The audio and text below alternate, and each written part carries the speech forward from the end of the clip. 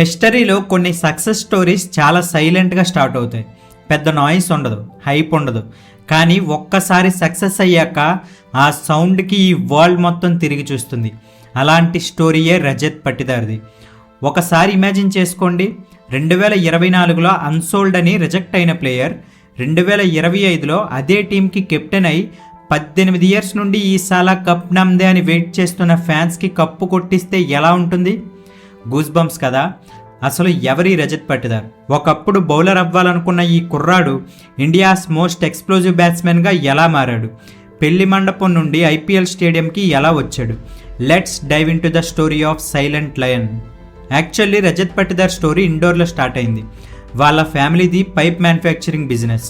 లైఫ్లో సెటిల్ అవ్వడానికి క్రికెట్ ఆడాల్సిన అవసరమే లేదు. కానీ రజత్ పటిదార్కి క్రికెట్ అంటే ప్యాషన్.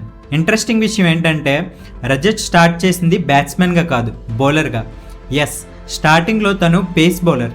కానీ 2014లో లైఫ్ ఒక పెద్ద ట్విస్ట్ ఇచ్చింది. తన కుడికాలు ముడుకు దగ్గర ఏసీఎల్ టియర్ అయ్యింది. అది కెరీర్ ఎండింగ్ ఇంజరీ అవ్వాల్సింది. సర్జరీ తర్వాత డాక్టర్స్ నువ్వు ఇక బౌలింగ్ చేయలేవు అన్నారు. ఆ టైంలో ఎవరైనా డిప్రెస్ అవుతారు. కానీ రజత్ వెంటనే ఆలోచించడం మొదలుపెట్టాడు.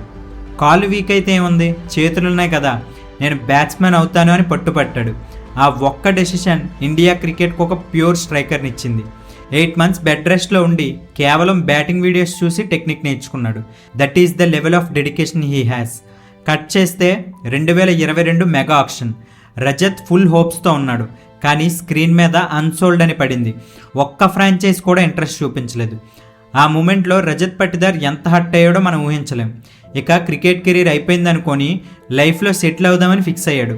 May 9th పెళ్లి ఫిక్స్ చేసుకున్నారు. హోటల్ బుకింగ్స్ అయిపోయాయి, కార్డ్స్ కూడా ప్రింట్ అయిపోయాయి. కానీ డెస్టినీకి వేరే ప్లాన్స్ ఉన్నాయి.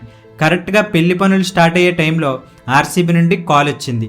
మా ప్లేయర్ లువ్నిత్ సిసోడియా ఇంజురీ అయ్యాడు, రీప్లేస్మెంట్గా వస్తావా అని అడిగారు. ఒక్క నిమిషం కూడా ఆలోచించలేదు. పెళ్లిని పోస్ట్పోన్ చేసి డైరెక్ట్గా ముంబై ఫ్లైట్ ఎక్కాడు. ఇమాజిన్ చేయండి, పెళ్లిపేటల మీద ఉండాల్సిన వాడు ప్యాడ్లు కట్టుకొని గ్రౌండ్లో ఉన్నాడు. And the rest is history. 2022 eliminator match against Lucknow. Pressure మామూలుగా లేదు. టాప్ ఆర్డర్ ఫెయిల్ అయింది. అప్పుడు వచ్చాడు రజత్ పటిదార్. ఆ రోజు ఈడెన్ గార్డెన్స్లో జరిగింది బ్యాటింగ్ కాదు, విధ్వంసం. 54 balls, 112 runs.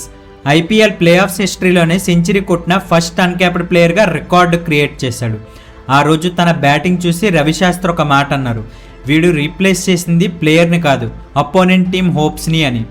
ఆ సెంచరీతో రజత్ పటిదార్ పేరు మారుమోగిపోయింది.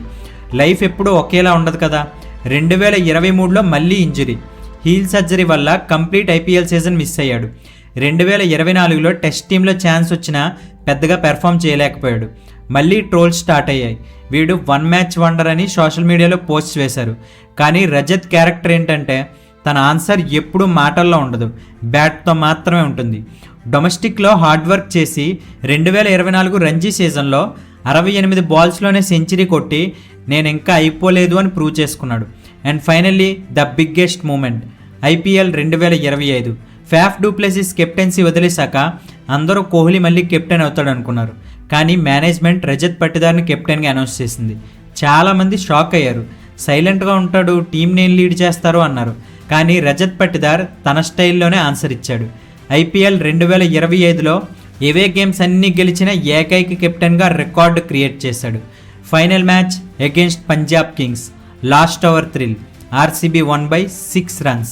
18 ఏళ్ల నుండి ఆర్సీబీ ఫ్యాన్స్ ఎదురు చూస్తున్న మూమెంట్ని రజత్ పటిదార్ నిజం చేశాడు. అక్కడ ఇంకో హైలైట్ ఏంటంటే కప్పు గెలిచాక రజత్ ఆ ట్రోఫీని తీసుకొని స్ట్రైట్గా వెళ్ళి విరాట్ కోహ్లీ చేతిలో పెట్టాడు. ఇది మీ వల్లే సాధ్యమైందన్నా అన్నట్టు ఇచ్చాడు. ఆ జెస్చర్ చూసి ఫ్యాన్స్కి కళ్ళలో నీళ్లు తిరిగాయి. ఇప్పుడు రజత్ పటిదార్ జస్ట్ ప్లేయర్ కాదు, డొమెస్టిక్ క్రికెట్లో డబుల్ సెంచరీస్ కొడుతూ టీమిండియా డోర్స్ మళ్ళీ నాక్ చేస్తున్న సైలెంట్ లయన్. రజత్ స్టోరీ మనకి ఏం నేర్పిస్తుందంటే నిన్ను అన్సోల్డ్ అని రిజెక్ట్ చేసినా నువ్వు గోల్డ్ అని ప్రూవ్ చేసుకునే వరకు ఆగకు. Because silence is sometimes the loudest roar. 28 days 28 బయోగ్రఫీస్లో ఈరోజు మన Day 7. నెక్స్ట్ ఎవరి బయోగ్రఫీ చేయమంటారో కామెంట్ చేయండి. అలాగే ఈ వీడియో నచ్చితే లైక్ చేసి మన ఛానల్ని సబ్స్క్రైబ్ చేసి ఈ వీడియో ఎక్కువ మందికి రీచ్ అయ్యేలా హైప్ చేయండి. అలాగే ఈ వీడియోని మీ ఫ్రెండ్స్ అండ్ క్రికెట్ గ్యాంగ్కి షేర్ చేయండి. Thank you so much for watching.